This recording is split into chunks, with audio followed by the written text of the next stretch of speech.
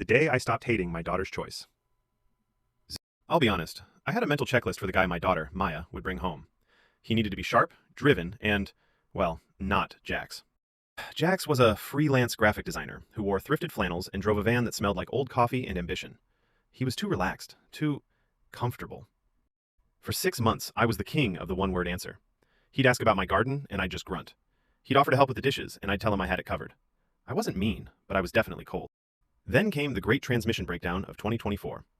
Maya and her mom were out of town, and I was stuck in the driveway, staring at my vintage Mustang like it had personally betrayed me.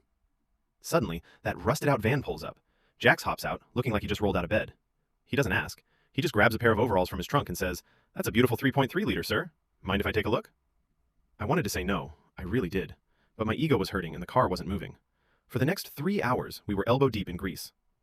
We didn't talk about Maya. We talked about torque, about the good old days of Detroit steel, and then he told me why he drives that beat-up van.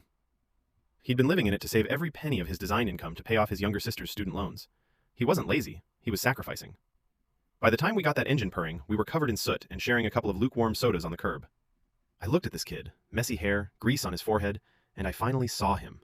He wasn't the guy I wanted for her. He was the guy she deserved.